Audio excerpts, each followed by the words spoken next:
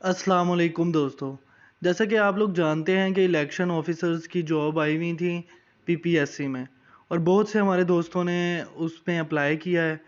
तो अब इंतज़ार की घड़ियां ख़त्म हो गई हैं और वो पेपर नज़दीक आने वाला है। 7 मार्च 2021 को पेपर है। कई लोगों को अभी तक कॉल लेटर्स नहीं आए हुए होंगे या स्लिप्स नहीं आई हुई होंगी। तो भाइयों, घबराने की ज़रूरत नहीं है। तो अभी कुछ टाइम तक वो लगेगा और फिर ऑनलाइन आपको स्लिप्स मिल जाएंगी।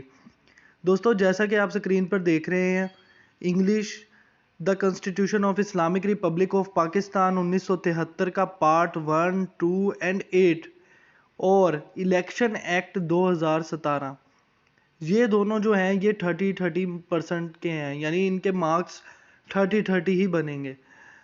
इसी तरह Islamia 10%, Pakistan affairs 10%, current affairs 10%, average day science 10%। तो दोस्तों, इसमें मैं आपको प्रिपरेशन का सबसे आसान तरीका भी बताने वाला हूँ और थोड़ी सी प्रिपरेशन भी करवाने वाला हूँ। तो वीडियो को एंड तक देखिएगा। दोस्तों, इसमें सबसे पहली चीज़ है the constitution of Islamic Republic of Pakistan. इसका पार्ट 1, 2 एंड 8, इसमें जो पार्ट 8 है वो मैं आपको आज प्रिपेयर करवाने वाला हूँ, ताकि हमारे जो 30 मार्क्स हैं हम उसको पहले कवर करें। इंग्लिश और the constitution of Islamic Republic of Pakistan 1973, हमने पहले इसको कवर करना है और इसी को कवर करने का तरीका पहले मैं बताऊंगा। इस्लामियात की तैयारी 10% की है और वो मैं आपको मशवरा ये दूंगा कि आप पीपीएससी की बुक लेकर उसके लास्ट वाले जो फ्यू पेजेस हैं जिनमें इस्लामियत के तमाम रिपीटेड क्वेश्चंस लिखे हुए हैं, आप उसी को कर लें, वही बहुत इनफ होंगे। क्योंकि टाइम है कम, तो हमारे पास जो ज़्यादा प्रिपरेशन का ये 70 नंबर का पेपर आपका इजीली प्रिपेयर हो जाएगा। इसको प्रिपेयर इजीली करें और टेंशन लेने की बिल्कुल ज़रूरत नहीं है। Islamic Republic of Pakistan constitution जो है 1973 का, इसकी प्रिपरेशन मैं आपको करवाने वाला हूँ, क्योंकि इसके अंदर सबसे टफ जो सब्जेक्ट है वो यही है। इंग्लिश से भी टफ है, क्योंकि इसमें चीज़ें समझने वाली हैं, याद करने वाली नहीं है। तो दोस्तों, चलें शुरू करते हैं। पहले मैं आपने अपने मोबाइल में ऐप डाउनलोड कर लेनी है, कॉन्स्टिट्यूशन ऑफ पाकिस्तान 1973। उसके अंदर आर्टिकल 213 जो है वो चीफ इलेक्शन कमिश्नर का है, तो इसको ओपन कर लेते हैं। दोस्तों, जैसा कि आप देख रहे हैं कि ये ओपन हो चुका है। मैं इसमें आपको कुछ चीज़ें याद करवाने के लिए मैं रिपीट भी करूँगा। आप अपने पास पेंसिल और एक रजिस्टर रख लें। जो मेन बातें मैं आपको बताऊँगा, आप लोगों ने उनको लिख लेना है। सबसे पहले, चीफ इलेक्शन कमिश्नर।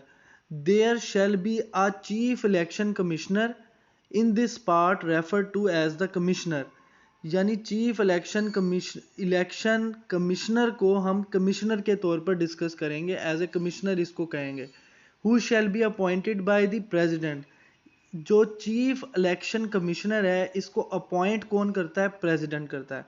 तो सबसे पहला आपका एमसीक्यूज ये आ गया कि अपॉइंटिंग अथॉरिटी किसके पास है?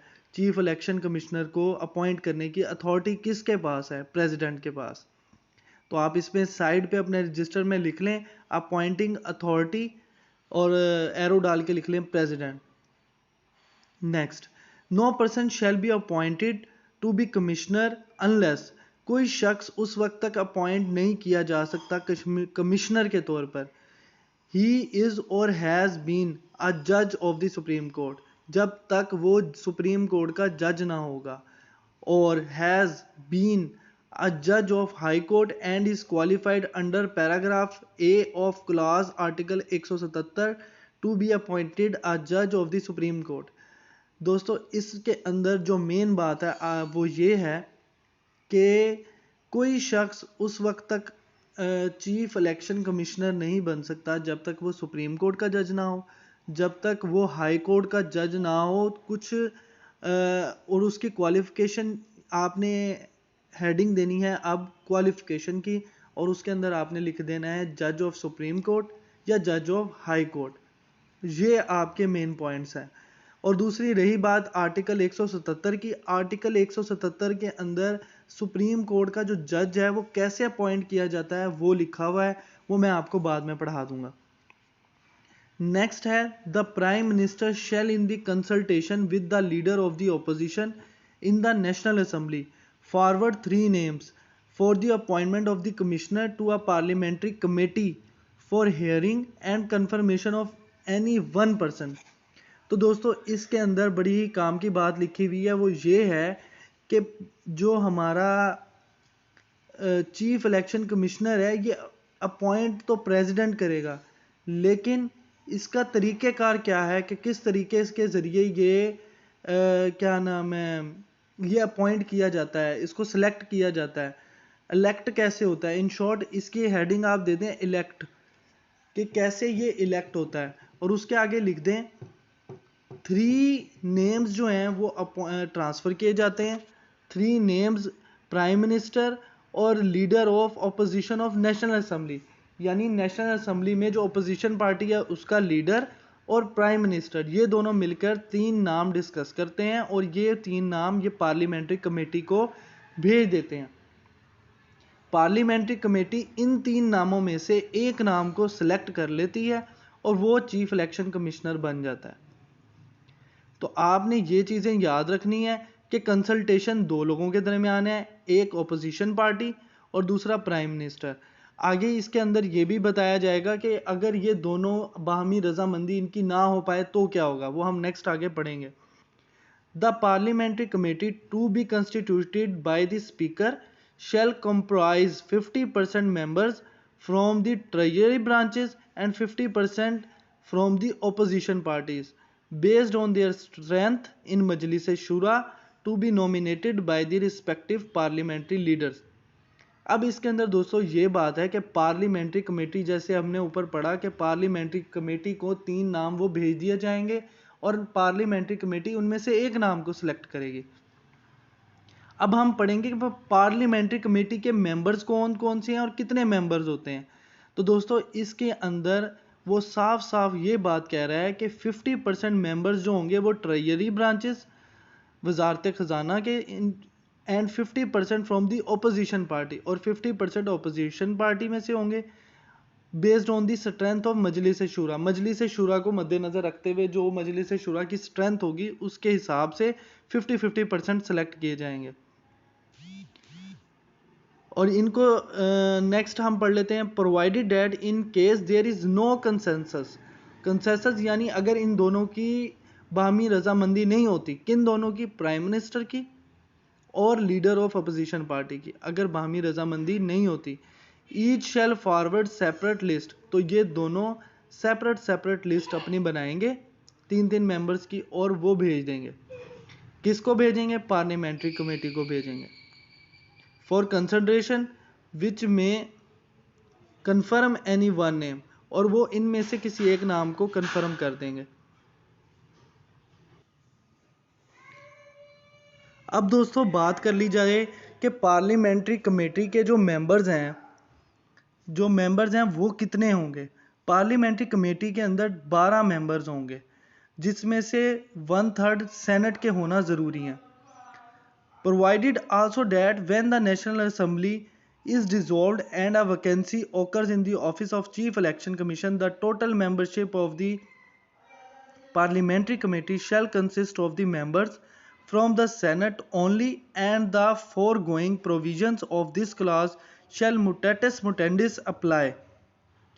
दोस्तों इसके अंदर बड़ी ही काम की बात लिखी हुई है कि जब नेशनल असेंबली डिसॉल्व होगी और कोई वैकेंसी जो है and a vacancy occurs in the office, और चीफ इलेक्शन कमिश्नर में कोई वैकेंसी फारग होगी, the total membership of the parliamentary committee shell consist of the members from the senate. तो तमाम जो मेंबर्स होंगे, पहले ऊपर हमने पढ़ा 1/3 मेंबर होना ज़रूरी है, जबकि 50-50% ऑपोजिशन पार्टी में से 50% उसमें से होंगे ऑपोजिशन पार्टी में से और 50% ट्रेजरी ब्रांचेस में से। तो दोस्तों 50% और ये जो 50%, ये जो 100% हुआ, इनमें से 1/3 जो है हमारे, ये उसकी स्ट्रेंथ के हिसाब से देखा जाएगा पार्लियामेंट की। तो दोस्तों नेक्स्ट हम पढ़ लेते हैं कि अगर क्या होता है कि नेशनल असेंबली डिसॉल्व हो जाती है, नेशनल असेंबली ख़त्म हो जाती है, डिज़ोल्व हो जाती है, तो इसके जो मेंबर्स हैं ऑपोजिशन पार्टी में से जो 50% मेंबर सेलेक्ट होने थे वो तो ख़त्म हो गए, लेकिन सेनेट का वजूद है। तो सेनेट के जो मेंबर्स हैं उसमें से इसको टोटल ये जो वैकेंसी हैं वो सेनेट के मेंबर्स फिलअप करेंगे इसको। The commission shall have such powers and functions as are conferred by him in the constitution of law. Commissioner के पास वो तमाम पावर्स और वो तमाम वो काम कर सकता है जो उसको आइन 1973 ने उसको लागू किए हैं। तो दोस्तों जिस तरह आर्टिकल 213 हमने रीड कर लिया है, अब इंशाल्लाह नेक्स्ट वीडियो में मैं नेक्स्ट आर्टिकल इसके बारे में बताऊंगा जो कि है आर्टिकल 214, 215, 216, 217, 218, 219। ये तमाम जो आर्टिकल्स हैं ये चीफ इलेक्शन कमिश्नर से ही रिलेटेड हैं। आप इनको खुद भी रीड आउट कर सकते हैं। जो लोग खुद से रीड आउट करने में जिनको मसला आ रहा है मैं रीड आउट कर दूंगा, आप काइंडली वीडियो देखें और दुआओं में याद रखिएगा। Thank you.